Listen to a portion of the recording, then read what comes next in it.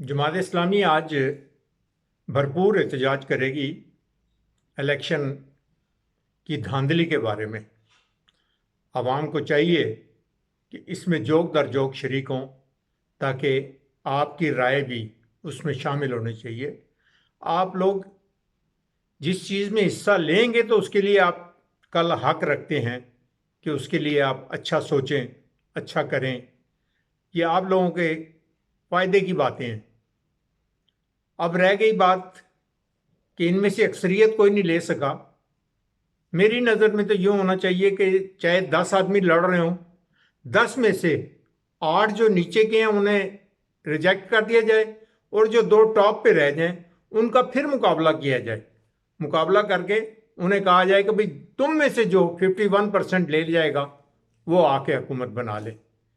ये क्या कि वो 25 उसके 25 उसके 30 उसके, पता लगा जी कि वो जो 27 वाला है वो कामयाब हो गया। भाई 70 वाला जो है वो नाकाम हो गए, 70% लोग नाकाम हो गए और 30% जो है वो कामयाब हो गया। ये नहीं होना चाहिए। हमेशा जैसे अमेरिका में होता है कि अगर कोई बंदे 3-4 आए हैं तो उनमें से फिर जो लास्ट में 2 रह जाते हैं उनका फिर मुकाबला होता है कि वो 51% जो भी ले जाए, 50 से अबाव जो भी ले जाए उसको वो नॉमिनेट कर देते हैं।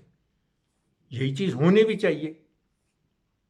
ये कौन सा तरीका है कि भाई एक आदमी जो है वो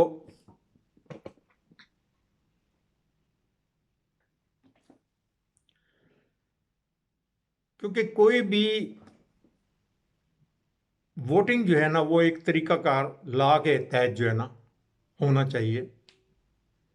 मैं समझता हूँ कि अगर हमें थोड़ा सा कानूनी तौर पर इलेक्शन के बारे में कोई अच्छे लॉ बनाए जाएं जिसमें कि एक आम आदमी जिसके पल्ले कुछ नहीं है लेकिन उसके पास जज्बा खिदमत के लिए है, वो भी कहे कि भाई मैं भी, मेरे पास सिर्फ एप्लीकेशन के तो पैसे हैं, मैं दे सकता हूँ, वो गवर्नमेंट की फ़ीस भर सकता हूँ और मैं इलेक्शन में खड़ा होना चाहता हूँ, उसका भी हक है।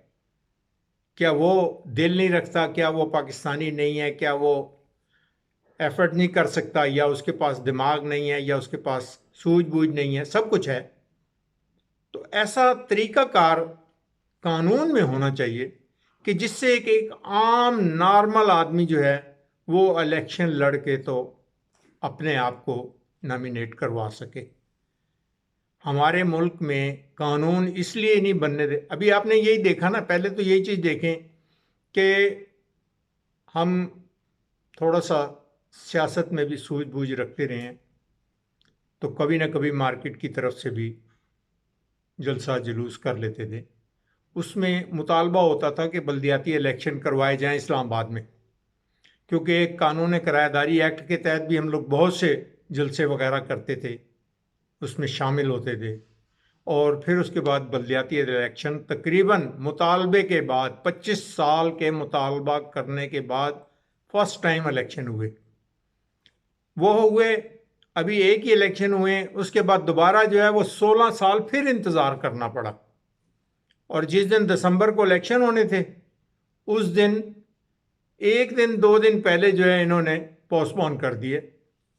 भाई ये कोई किसको आदमी किसके सर पे लाठी मारे कि ये किसने किया है? ये इलेक्शन कमीशन इतना कमज़ोर हो गया कि उसको अपनी बात पे इम्प्लीमेंट नहीं करवा सकता।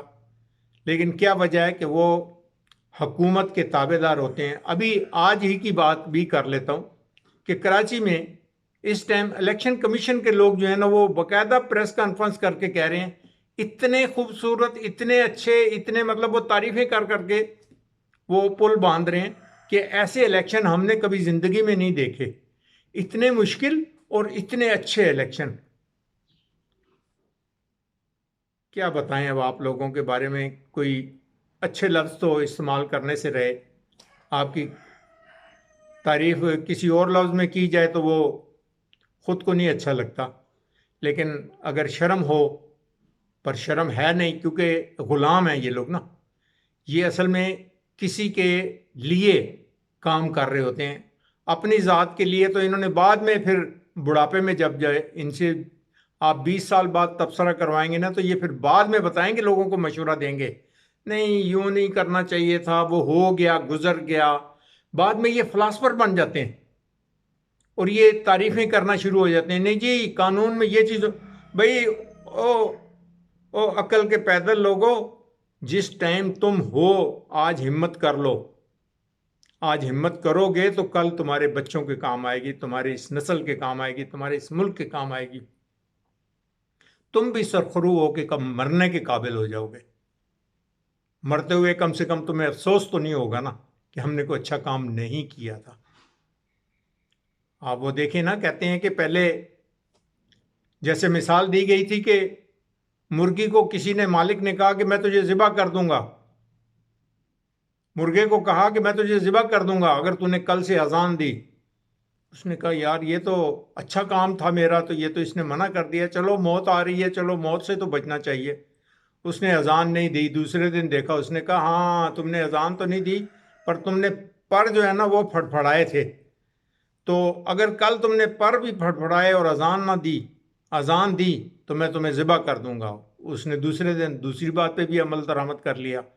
تیسرے دن اس نے کہا نہیں تم نے جو ہے نا وہ ہلنا، اس میں تمہارے لیے وہ مقصود نہیں تھا، تم نے وہ ہلے کیوں؟ وہ تیسرے دن بھی اس نے پابندی کی، وہ نہیں کچھ اس نے کیا ایسا کام جو مالک نے کہا۔ چوتھے دن اس نے کہا یار یہ تو میں اس کو ذبح کرنا چاہتا ہوں، میں تو کھانا چاہتا ہوں اس کو۔ تو اس نے کہا کہ یار اب کیا کروں؟ اس نے کہا اچھا اب اس طرح کرنا ہے کہ تم نے اگر کل انڈا نہ دیا نا تو میں تمہیں ذبح کر لوں گا۔ اس نے کہا بھائی اب جو مرضی کر لو، ذبح کرو یا جو مرضی کرو۔ تو اس نے کہا کیوں، آج کیا ہو گیا تمہیں؟ اس نے کہا اصل میں نے غلطی یہی پہلے ہی کر لی کہ پہلے ہی دن میں تمہیں کہہ دیتا کہ بھئی میں نے اذان دینی ہے تو دینی ہے، جو ہونا تھا وہ ہو جانا تھا۔ آج تم مجھ سے انڈا مانگ رہے ہو تو انڈے والی بات تو اب ہو ہی نہیں سکتی، تو اس لیے پھر بھی میں اسی سٹیج پہ آ گیا ہوں کہ تمہاری منشا پوری ہوگی کہ تم نے مجھے ذبح کر کے کھانا ہی ہے۔ تو یہی چیز ہے کہ یہ عوام جو ہے نا، یہ بعد میں وہی 100 لتر اور 100 پیاز کھانے والی بات، کہ یہ بعد میں وہیں پہ آ جاتے ہیں، لیکن اس ٹائم جب ٹائم ہوتا ہے اس ٹائم یہ عمل درآمد کرنے کے لیے ان کے پاس حوصلہ نہیں ہوتا، بعد میں پچھتاتے ہیں۔